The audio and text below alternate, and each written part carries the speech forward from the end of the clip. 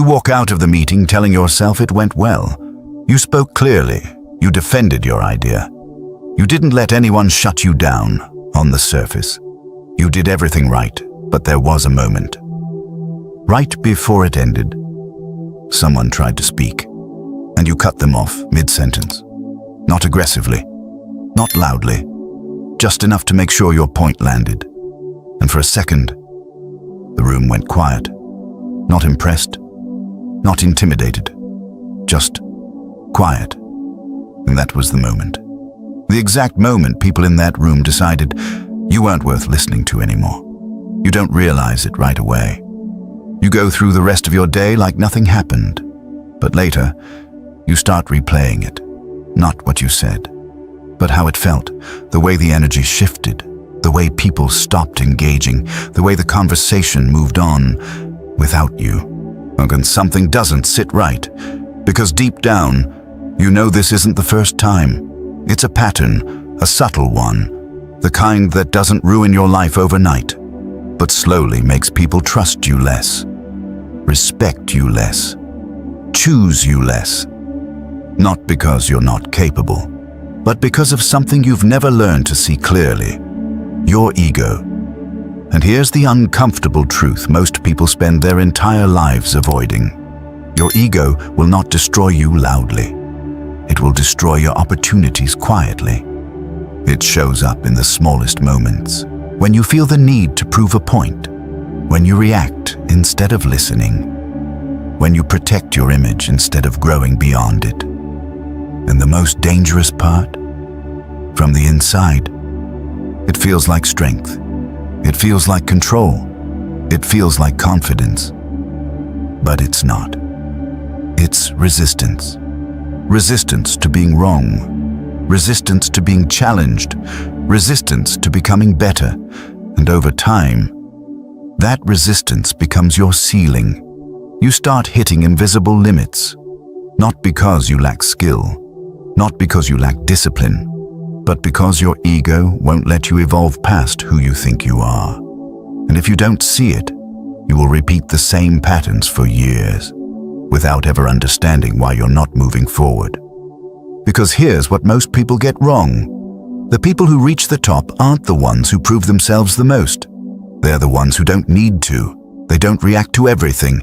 They don't fight for every point. They don't let their identity get tied to being right. They operate differently, with something most people misunderstand. Strategic humility, not weakness, not passivity, but controlled power.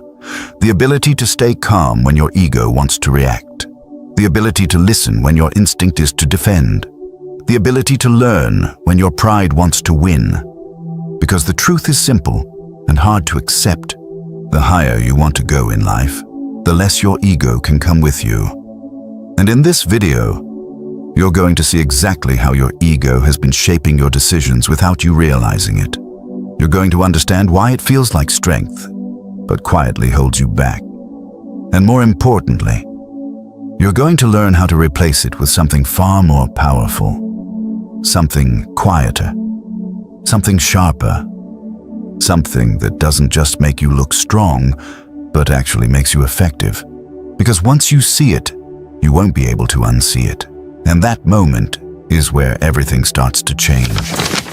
Chapter 1. The ego. You don't notice.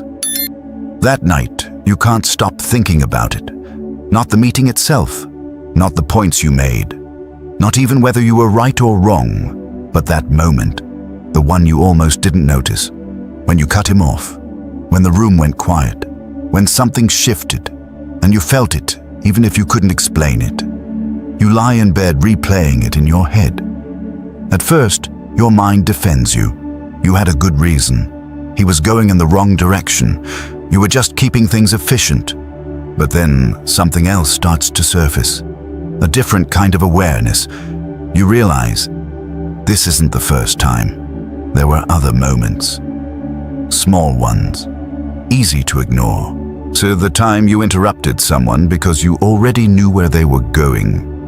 The time you dismissed feedback because it didn't align with your thinking. The time you felt that subtle irritation when someone challenged you in front of others. Individually, they felt insignificant. But now, they start to connect. And that's when it hits you. Your ego isn't something that shows up occasionally. It's something that's been quietly running in the background the entire time. Not loud enough to alarm you, but constant enough to shape everything. Because ego doesn't need to be dramatic to be destructive. It just needs to be automatic. And that's exactly what makes it dangerous. You don't wake up in the morning and decide to let your ego take control. It happens faster than that. Faster than thought. Someone says something that challenges you, and before they even finish, your body reacts. A slight tension in your chest, a need to respond, a quiet urgency to correct them. You don't call it ego. You call it being sharp, being aware, being confident. But if you slow it down, just for a second, you'll see something else. You're not responding to what was said. You're responding to how it made you feel. And that feeling, it's the fear of being wrong, the discomfort of not being in control, the subtle threat to the identity you've built for yourself. Because at some level, you don't just want to contribute. You want to be right. You want to be seen as someone who knows. And that's where ego quietly takes over. Not in arrogance, but in attachment. Attachment to your ideas. Attachment to your perspective. Attachment to being the person who gets it. And the problem is, the more attached you are, the less open you become. You stop listening to understand. You start listening to respond. You stop exploring new ideas. You start defending old ones. You stop growing. Because growth requires one thing your ego resists the most, admitting that you might not be right. And this is where most people get stuck without realizing it. They think growth is about learning more. But real growth is about letting go of what you think you already know. And your ego hates that.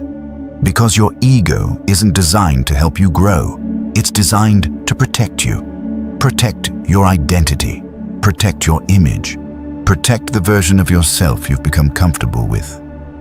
Even if that version is the very thing holding you back. And this is where things get uncomfortable. Because if you're honest, you've probably mistaken ego for confidence more times than you can count. You thought you were being decisive, but you were just unwilling to consider other perspectives. You thought you were being strong, but you were just reacting faster than you were thinking. You thought you were leading, but you were actually controlling. And the hardest part to accept is this. From the inside, it all feels the same. Ego doesn't feel like weakness. It feels like certainty. It feels like clarity. It feels like power. Which is why most people never question it. They move through life reinforcing it, building it, protecting it. Until one day, they hit a ceiling they can't explain. They stop progressing, not because they're not capable, but because they've become predictable. Unpredictable in how they react, predictable in what they accept, predictable in what they reject. And predictability is the opposite of growth, because growth lives in uncertainty, in curiosity, in the willingness to step into something you don't fully understand yet. But ego closes that door, quietly, consistently, without you ever noticing. Until moments like that meeting force you to see it. And once you see it, you can't unsee it. You start noticing the micro moments, the impulse to interrupt, the urge to correct, the discomfort of not being the one who knows. And for the first time, you realize something that changes everything. You are not as in control as you thought. And that realization is not a weakness. It's the beginning of awareness, because you can't change what you don't see. And now, you're starting to see it. Not as a flaw to eliminate, but as a pattern to understand. A pattern that has been shaping your decisions, your relationships, your opportunities, in ways you never fully realized. And the moment you begin to understand that pattern is the moment you begin to loosen its grip. not by fighting it, not by suppressing it, but by becoming aware of it, because awareness creates space.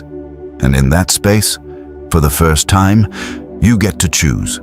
Not react, not defend, not prove, but choose. And that small shift, that almost invisible pause, is where everything starts to change. Because the most dangerous ego is the one you never notice. And now, you're starting to notice it. Chapter 2. Why ego feels like power, but isn't.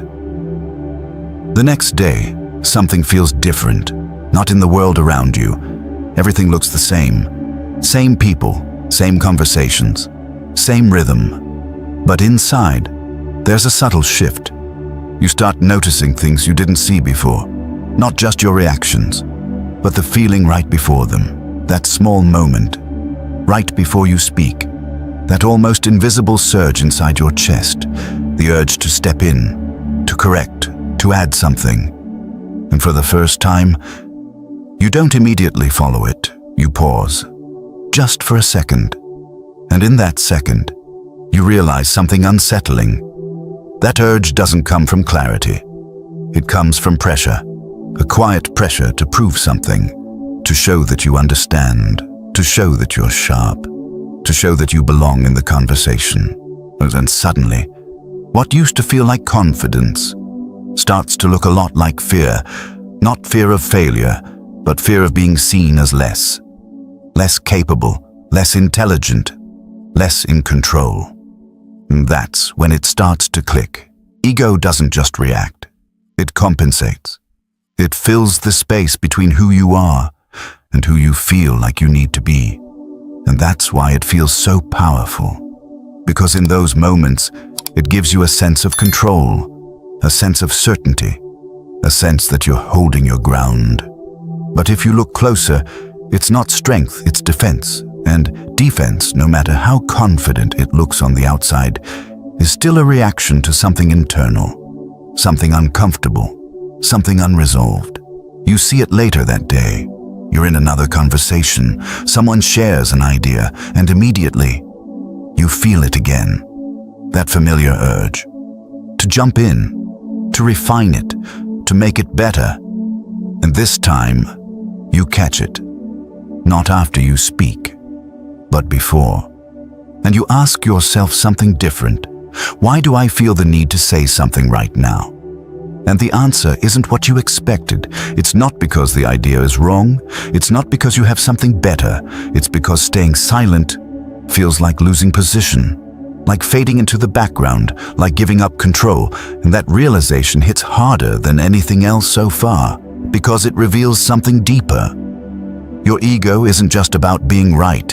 It's about being seen, seen as valuable, seen as capable, seen as someone who matters.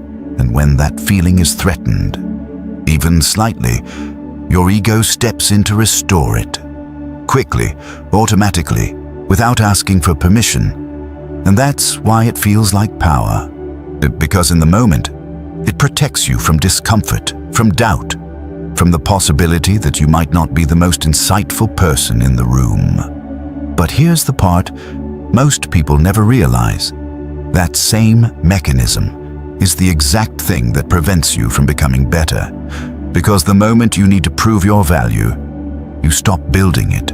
You shift from learning to performing, from understanding to defending, from growing to maintaining an image. And the cost of that shift is invisible at first, but it compounds over time. You become less curious, less open, less adaptable. Not because you want to, but because your ego filters what you allow yourself to see. You don't engage with ideas that challenge you. You resist feedback that doesn't align with you. You surround yourself with perspectives that reinforce you. And slowly, without realizing it, you create an environment where you can't grow. Because growth requires friction. It requires being wrong. It requires stepping into uncertainty, without needing to immediately resolve it. But ego removes that friction. It smooths everything out. It keeps you comfortable, and comfort is the slowest way to move forward. You start seeing this pattern everywhere, in meetings, in conversations, in yourself. You notice how often people interrupt, how quickly they defend, how rarely they actually listen. And it becomes clear, most people aren't communicating. They're positioning themselves as right, as smart, as in control. And for the first time, you see how exhausting that is. Not just for them, but for you, because you've been doing the same thing, constantly, without even realizing it. And then that's when a deeper question starts to form. What would happen if I didn't need to prove anything right now? Not as a theory, but in real time, in real conversations, in real moments where your ego usually takes over. So you try it. Small at first. You let someone finish speaking, even when you already know what they're going to say. You don't interrupt. You don't correct. You just listen, fully. And something unexpected happens. You start hearing things you would have missed before. Nuance, detail, perspective. Things that only appear when you're not busy preparing your response. And more importantly, you notice something else. The conversation changes. People open up more. They explain more. They include you more. Not because you said something impressive, but because you created space. Space that your ego would have filled before. And in that space, something new begins to emerge. Not control, not dominance, but influence. The kind that doesn't need to force itself. The kind that builds quietly. The kind that grows over time. And that's when you understand something that most people miss their entire lives. Ego feels like power, because it gives you immediate control. But real power comes from what you can hold back, what you can choose not to say, what you can allow yourself to learn, because the strongest person in the room isn't the one who speaks the most. It's the one who doesn't need to. And that realization changes the way you see everything. Chapter 3. The hidden cost of always needing to be right. A few weeks later, something happens that you don't expect. An opportunity opens up. Not a small one. The kind that could change your trajectory. More responsibility, more visibility, more trust. And for a moment, you feel certain. You've been consistent. You've been sharp. You've delivered results. If anyone deserves it, it's you. So you wait, confident, expecting your name to come up. But it doesn't. Someone else gets it. Someone you know, someone you've worked with, someone you quietly believe you're more capable than. And at first, you tell yourself a familiar story. Politics, teaming, luck. You rationalize it. You move on, at least on the surface. But something lingers, that quiet discomfort, the one that doesn't go away easily. So a few days later, you ask. Not directly, not aggressively, just casually enough to not seem affected. What made you choose them? And the answer you get is not what you expected. There's a pause, a slight hesitation, and then they say it, carefully, almost like they're trying not to offend you. You're really smart, but sometimes you're hard to work with. That sentence stays with you, not because it's loud, but because it's precise. It doesn't attack your ability. It doesn't question your intelligence. It points to something else. Something harder to argue with. Something harder to dismiss. And for the first time, you don't defend it. You don't explain it away. You don't immediately reject it. You just sit with it, and slowly, pieces start falling into place. The interruptions, the reactions, the need to prove, the subtle tension people felt around you, things you thought were strengths, start to look different, because you begin to see the pattern more clearly now. It was never about whether you were right. It was about how people felt when they were around you. Did they feel heard? Did they feel respected? Did they feel like they could contribute? Or did they feel like they had to navigate around your ego? Because here's the part no one tells you. Being right is not what moves you forward. Being easy to work with is. Being adaptable, being open, being someone people trust under pressure. And ego quietly destroys all of that. Not in obvious ways, but in subtle, consistent ones. It makes you harder to collaborate with, harder to challenge, harder to grow with. And over time, people start making decisions without you. Not because you're not capable, but because you're not flexible. And inflexibility is what separates potential from progress. You start replaying past situations, moments you thought went well, and now you see them differently. You see where you pushed too hard, where you didn't listen enough, where you prioritized being right over being effective. And the realization is uncomfortable, because it forces you to confront something deeper. You weren't being overlooked, you were being filtered out, not because of your skill, but because of your ego. And this is where most people stop. They feel the discomfort, and then they protect themselves from it. They justify, they deflect, they blame. Because accepting this truth requires something ego resists the most, letting go of the identity you've built, the identity of being the one who knows, the one who's sharp, the one who's always right. But what if that identity is the very thing holding you back? What if the version of you that got you here is not the version that will take you further? That question sits with you, uncomfortably, but honestly. And for the first time, you consider something different. What if being right isn't the goal? What if progress requires something else entirely? Something less obvious, something less satisfying in the moment, but more powerful over time. The ability to be wrong, not as a weakness, but as a tool. Because every time you allow yourself to be wrong, you open a door to new information, new perspectives, new ways of thinking, and every time you insist on being right, you close that door, immediately, without even realizing it. And suddenly, the cost becomes clear. It's not just about one missed opportunity. It's about a pattern that repeats itself quietly across your career, your relationships, your growth. And if you don't change it, it will keep repeating. No matter how skilled you become, no matter how hard you work. Because effort doesn't fix ego, awareness does. And now, you're starting to see it. Not as a flaw to hide, but as a barrier to remove. Because the truth is simple and difficult to accept. Talent gets you noticed, but ego gets you eliminated. Not immediately, not obviously, but consistently.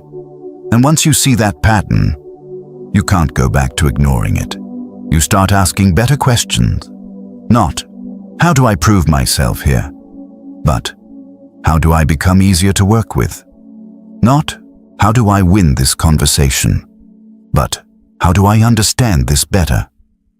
And that shift, as small as it seems, changes everything, because for the first time, you're not trying to protect your position. You're trying to improve it, and that difference is what separates people who stay stuck from those who move forward, quietly, consistently, without needing to prove anything. And that's where the real transformation begins. Chapter 4. The moment you see what real power looks like. A few days after that conversation, you're still thinking about it. Not constantly, but enough that it lingers in the background. That sentence. You're really smart, but hard to work with. It doesn't feel like criticism anymore. It feels like a clue. So you start paying closer attention, not to yourself this time, but to someone else. There's a person you've noticed before. Quiet, composed, never the loudest in the room. They don't interrupt. They don't rush to speak. They don't try to prove anything. And yet, when they do speak, everyone listens. Not out of obligation, not out of hierarchy, but out of respect. And for the first time, you really watch them closely. You notice something subtle. They don't react immediately. When someone challenges them, they pause. Not awkwardly, not hesitantly, but deliberately, like they're choosing their response instead of being pulled into it. And when they speak, they're not trying to win. They're trying to move the conversation forward. There's no tension in their tone, no urgency to prove a point, no attachment to being right. And yet, their impact is undeniable. People trust them. People defer to them. People include them in decisions. Not because they dominate the room, but because they stabilize it. And that's when it clicks. This is something different. This isn't confidence in the way you understood it before. It's something deeper, something quieter, something more controlled. And for the first time, you put a name to it. Strategic humility. Not the kind of humility that makes you small. Not the kind that makes you passive or invisible. But the kind that gives you control over something most people never master: your response. Because what you start to see is this. Most people don't choose how they respond. They react automatically, emotionally, predictably, driven by ego. But this person, they're not reacting, they're responding. There's a gap between what happens and what they choose to do next. And inside that gap is where their power comes from. Because when you're not controlled by your ego, you can see more clearly, you can think more clearly, you can act more intentionally, and that changes everything. You start testing it. Small moments at first. Someone disagrees with you. Normally, you would jump in, clarify, correct, defend, but this time, you pause, just like they do. And in that pause, something strange happens. The urgency fades, so the need to prove softens. And you realize you don't actually need to react right now. So instead of speaking immediately, you ask a question. Can you explain what you mean? Simple, neutral, open. And the conversation shifts. Instead of turning into a debate, it becomes an exploration. Instead of tension, there's curiosity. And for the first time, you feel something different. Not control, but clarity. Because when you're not busy defending your position, you can actually understand what's happening, and that understanding gives you an advantage ego never could. You start noticing more. You see where people are coming from. You see what matters to them. You see opportunities to connect instead of compete. And slowly, your role in conversations begins to change. You're not the one pushing the hardest anymore. You're the one guiding, not by force, but by presence. And that's when a deeper realization hits you. The people who are truly powerful don't need to show it. They don't need to dominate. They don't need to win every point. They don't need to be the smartest voice in the room, because their strength doesn't come from being right. It comes from being in control of themselves. And that kind of control is invisible, but undeniable. You think back to how you used to operate. The quick reactions, the constant need to contribute, the subtle tension behind every interaction. And now, it feels different. Not gone, but visible. You can see it as it happens. That urge, that impulse, that familiar pull of your ego trying to take over. But now, there's space, just enough to choose something else, and that choice, even when it's small, changes the outcome. Because every time you choose not to react, you gain something. You gain awareness, you gain clarity, you gain control, and over time, that control becomes your advantage. Not loud, not obvious, but powerful in a way most people don't understand. Because while they're reacting, you're observing. While they're defending, you're learning. While they're trying to prove something, you're building something. And that difference compounds quietly, consistently, until one day, it becomes visible in the way people respond to you, in the way they trust you, in the way they choose you. Not because you forced it, but because you earned it, without needing to prove it. And that's when you finally understand something that changes everything. Strategic humility isn't about being less. It's about being precise. Precise in what you say. Precise in what you don't say. Precise in how you respond. Because when you remove ego from the equation, you stop reacting to protect yourself and start acting to move forward. And that shift is what separates those who stay stuck from those who quietly rise, not by pushing harder, but by controlling better. And once you experience that difference, there's no going back. Because now, you've seen what real power looks like. Chapter 5. The Quiet Power. Most people never understand. At first, the change feels small, almost insignificant. You're just pausing more, speaking a little less, listening a little longer. Nothing dramatic, nothing that feels like a breakthrough, but over time, something begins to shift. Not inside you first, but around you. You notice it in the way conversations flow. Before, there was always a subtle tension, a quiet competition. Who speaks first? Who makes the strongest point? Who holds the room? And you were part of that, constantly, even when you didn't realize it. But now, you're not pushing into the conversation anymore. You're creating space within it. And strangely, that space starts pulling people toward you. They start finishing their thoughts more clearly. They start opening up more. They start including you, without you having to insert yourself. And at first, it's confusing, because you're doing less, but getting more. More attention, more respect, more influence. And that doesn't make sense, at least not from the old way of thinking, because you've been conditioned to believe something else. That power comes from visibility, from being heard, from asserting yourself. But what you're starting to experience contradicts that completely. Because the less you try to prove your value, the more people begin to feel it. And that's when you realize something deeper. Influence isn't created by how much you say. It's created by how much weight your words carry. And weight doesn't come from volume. It comes from clarity, from timing, from intention. And those things only exist when your ego isn't rushing to fill every gap. You test it again, this time more intentionally. You're in a discussion. Ideas are moving quickly.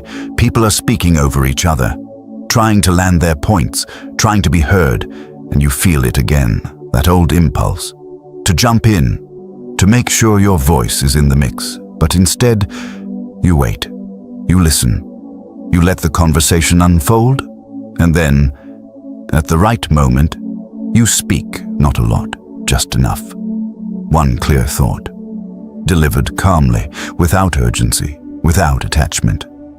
And something interesting happens. The room shifts. People stop talking over each other. They listen, not because you force them to, but because your words carry weight. And in that moment, you understand something most people never fully grasp. Silence is not the absence of power. It's where power is built. Because when you don't feel the need to speak constantly, you gain something far more valuable. Presence. The ability to be fully there, to observe without reacting, to understand before responding. And presence is rare. Because most people are not present.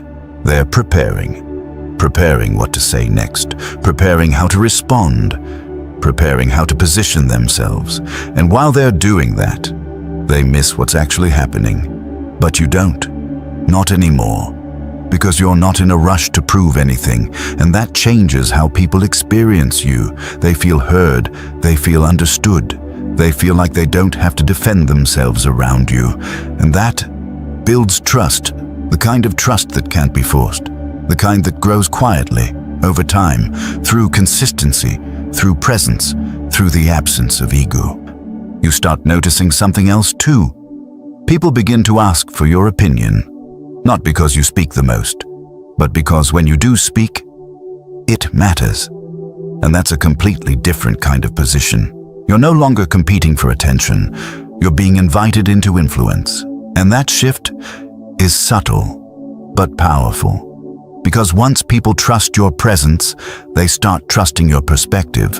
And once they trust your perspective, they start following your direction. Not because you told them to, but because they believe in your judgment. And that belief is built in moments where you chose not to react. Moments where you chose to listen. Moments where you chose clarity over ego. And those moments compound. They stack over time until one day you realize something has fundamentally changed. You're no longer trying to control the room. The room moves with you, not because you're louder, but because you're more grounded, more intentional, more aware. And that awareness becomes your advantage. Because while others are caught in reaction, you're operating with precision. You see what matters. You ignore what doesn't. You respond instead of react. And that difference is what most people never understand. They think power is about dominance, about asserting control, about making sure their voice is heard. But real power looks completely different. It's quiet, it's controlled, it's selective. It doesn't rush, it doesn't force. It doesn't need to prove itself because it knows something ego doesn't. That value doesn't need to be announced. It needs to be demonstrated, consistently, calmly, without attachment. And the more you operate this way, the more natural it becomes. You don't have to remind yourself to pause. You don't have to force yourself to listen. It becomes part of how you think, part of how you move, part of who you are.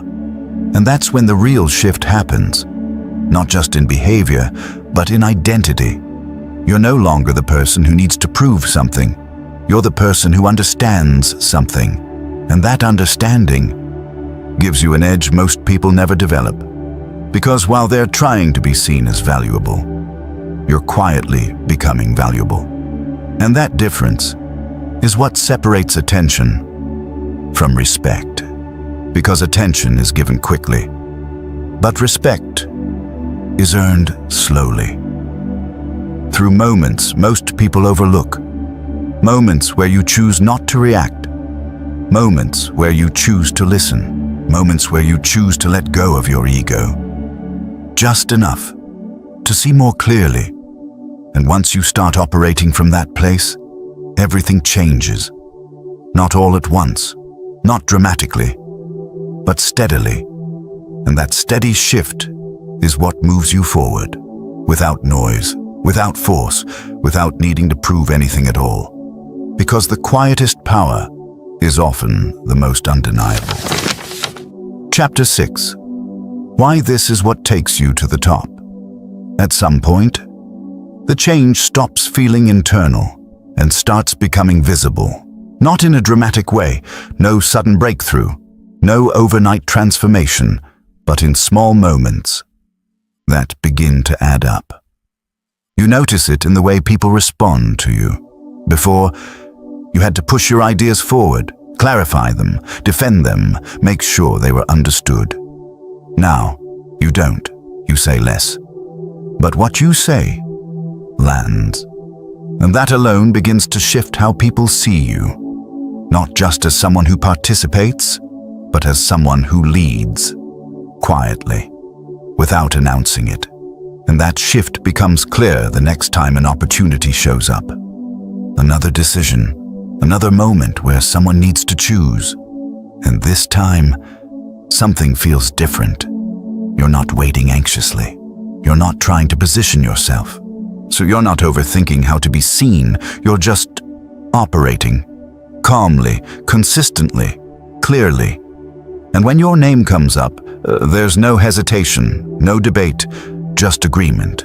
Because over time, you've built something that doesn't need to be explained. Trust, not the kind you ask for. The kind that forms when people observe you long enough. They've seen how you handle pressure, how you respond when challenged, how you don't react when others would. And that consistency becomes your reputation. Not what you say about yourself, but what people experience from you. And that's what moves you forward, not just once, but repeatedly. Because here's what most people misunderstand about success. It's not about a single big moment. It's about how you show up in small moments, over and over again, and ego disrupts that consistency. Because ego reacts, it spikes, it creates instability. One moment you're composed, the next you're defensive. One moment you're clear, the next you're emotional. And people notice that.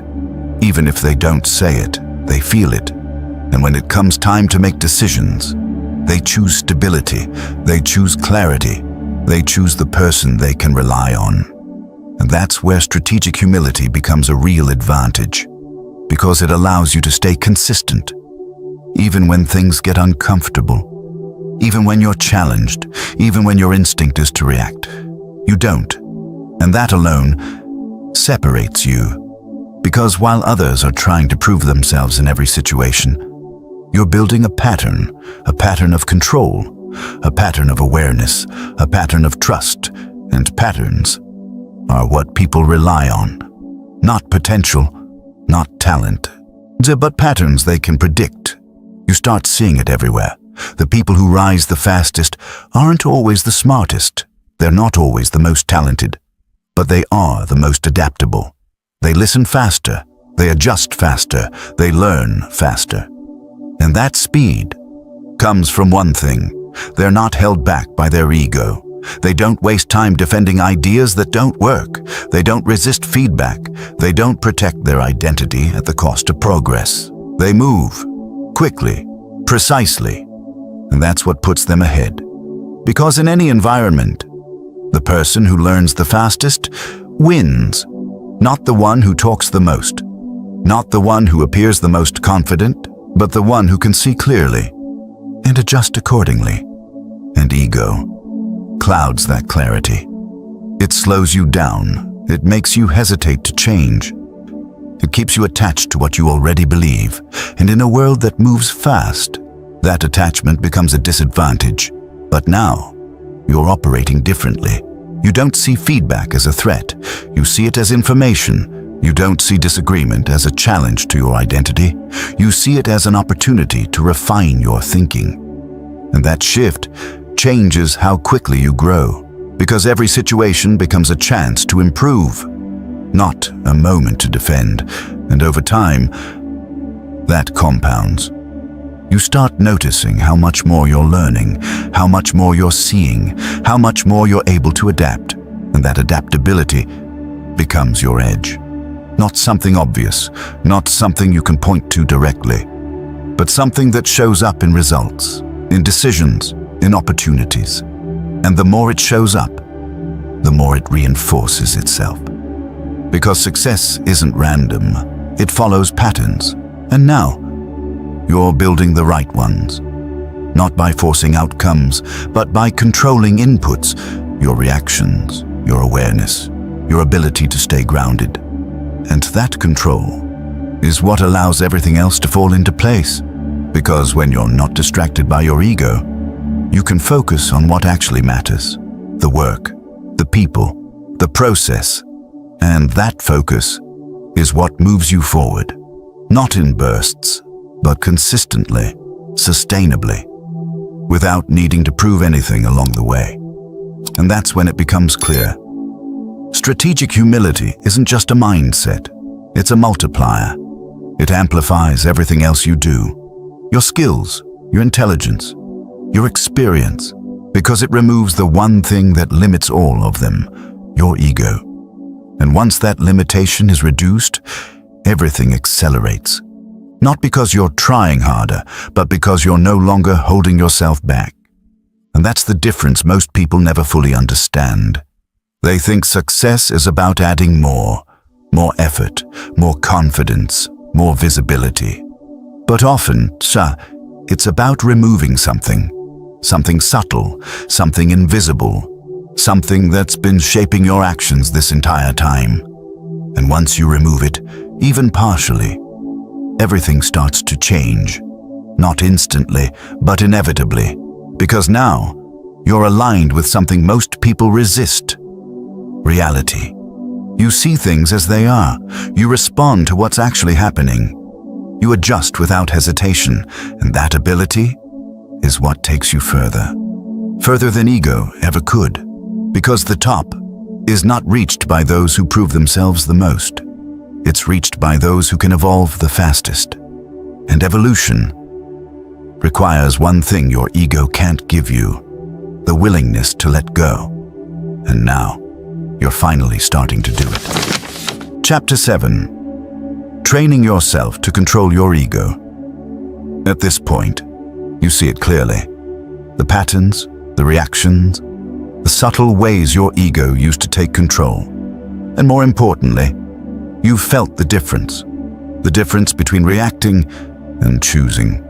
Between proving and understanding. Between tension and clarity. But there's something you're starting to realize. Seeing it is not the same as mastering it, because even now, your ego still shows up.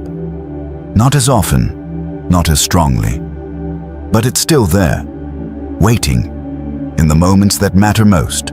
You feel it when someone challenges you unexpectedly, when someone questions your decision, when someone says something that hits your identity just enough to trigger that old response. And in those moments, it's fast, faster than thought. That familiar surge, that instinct to react, to defend, to explain, to prove.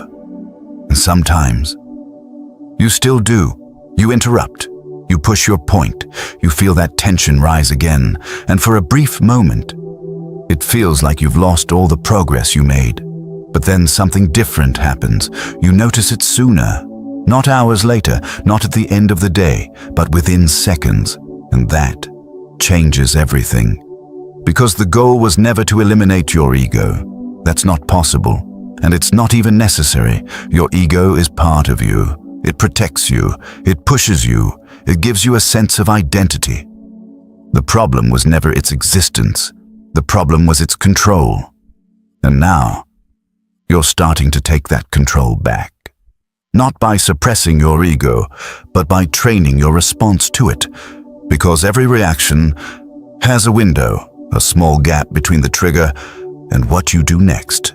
And inside that gap is your power. At first, that gap is almost invisible. So small you miss it completely. But the more you practice, the more it expands. Until one day, you can step into it, consciously. And that's where the training begins. Not in big moments, not in high-pressure situations, but in the small, everyday interactions most people ignore. Someone interrupts you. Your instinct is to interrupt back. Instead, you pause. Just for a second, you let them finish. You notice what you're feeling. Not to judge it, not to suppress it, but to understand it, that tension in your chest. That urge to speak, that subtle discomfort, and instead of acting on it, you stay with it, and something interesting happens. The intensity fades, not completely, but enough. Enough for you to choose something different, and in that choice is where change happens. Not perfectly, not consistently at first, but progressively. Because every time you choose to pause, you weaken the automatic pattern. Every time you choose to listen, you strengthen your awareness. Every time you choose not to react, you build control. And over time, those small choices begin to stack. They form a new pattern, one that doesn't rely on ego to navigate situations, one that operates from awareness instead of reaction. And that pattern becomes your new default. But it requires something most people avoid: consistency. Not motivation, not inspiration, consistency. Because this isn't a mindset shift, it's a behavioral shift, a neurological one. You're literally retraining how you respond. And that takes repetition. You start creating simple rules for yourself. No, not complicated systems, not overwhelming frameworks, just clear, repeatable actions. When you feel triggered, pause. When you want to speak, wait. When you feel defensive, ask a question instead. Simple, but not easy. Because in the moment, your ego will still push. It will still try to convince you that reacting is necessary, that speaking now is important, that proving your point matters. And sometimes, it will be convincing. But now, you have something you didn't have before. Awareness. And awareness gives you a choice. Even if you don't always take it. Even if you fail sometimes. Even if you fall back into old patterns. Because failure in this process is not a setback. It's feedback.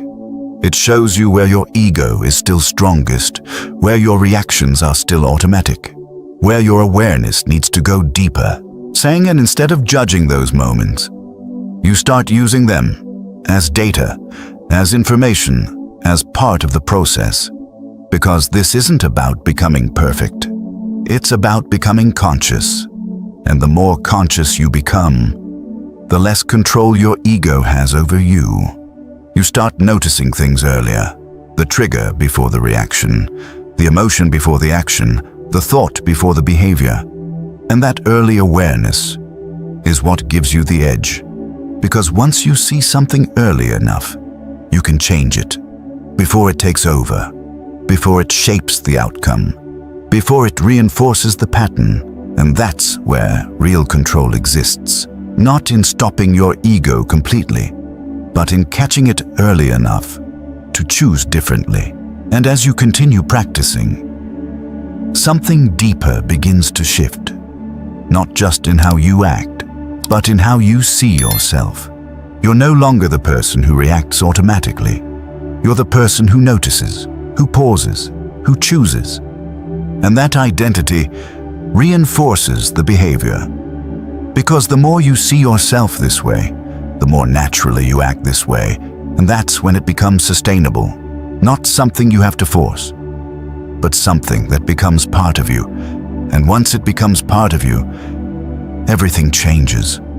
Not in one big moment, but in thousands of small ones. Moments where you choose awareness over reaction. Moments where you choose clarity over ego. Moments where you choose growth over being right. And those moments are what build the version of you that can go further. Not because you're different on the surface, but because you operate differently underneath. And that difference is what most people never develop. Because they never train it. They stay reactive. They stay automatic. They stay controlled by patterns they don't even see.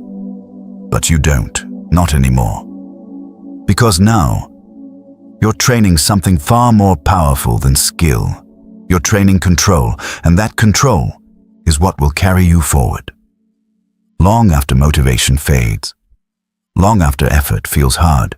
Because once you can control how you respond, you can control where you go. And that is the real advantage. Chapter 8. Becoming someone who doesn't need to prove anything. At some point, without even realizing when it happened, something changes. Not in what you do, but in how you feel. You're in a conversation, the kind that used to trigger you. Someone disagrees with you, clearly, directly. For a brief moment, you feel it. That old impulse, that familiar pull, the urge to respond, to explain, to prove your point. But this time, it passes. Not because you forced it to. Not because you suppressed it, but because it no longer has the same hold on you. And you notice something surprising. You don't feel threatened. You don't feel the need to protect your position. You don't feel like something is being taken from you. Instead, you feel space.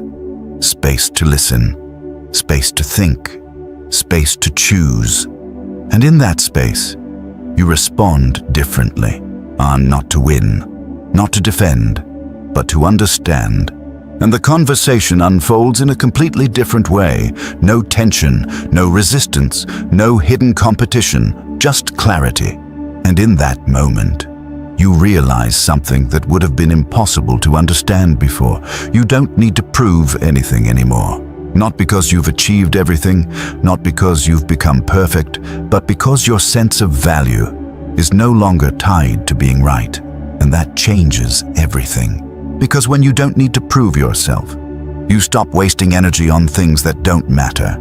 You stop reacting to every challenge.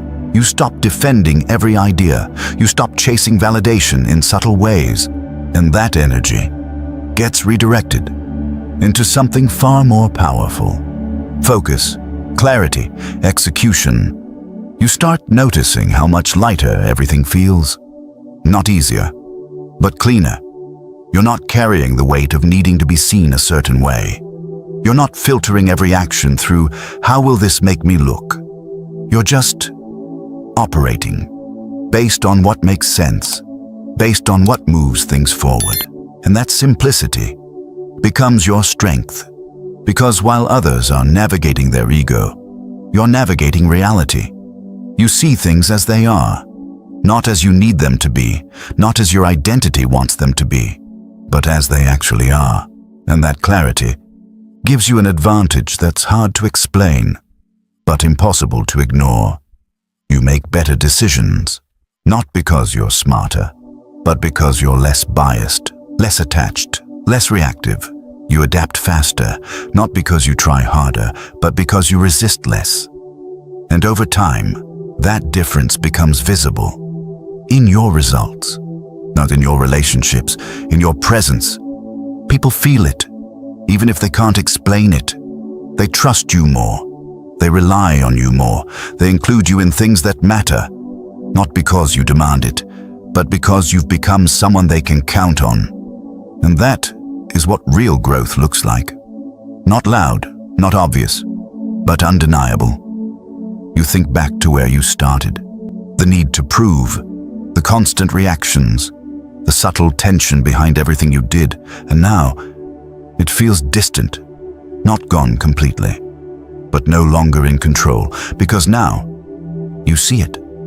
Every time it shows up, that small impulse, that old pattern, and instead of following it, you let it pass. And that ability to let it pass is what makes you different, because most people never reach this point. They stay caught in the loop, reacting, defending, proving, and believing that's what makes them strong. But it doesn't. It keeps them stuck in the same patterns, the same limitations, the same invisible ceiling, because they never question the one thing shaping all of it, their ego. But you did. You saw it. You understood it. And more importantly, you learned how to step beyond it, not by eliminating it, but by no longer being controlled by it. And that shift changes your trajectory, because once you're no longer driven by the need to prove yourself, you become driven by something else. Purpose, clarity, progress. You stop asking, how do I look? And start asking, what actually works? You stop focusing on perception and start focusing on reality. And reality always wins. Eventually. Because it doesn't care about your ego. It doesn't care about your identity. It responds to what is real. Does what is effective, what actually moves things forward.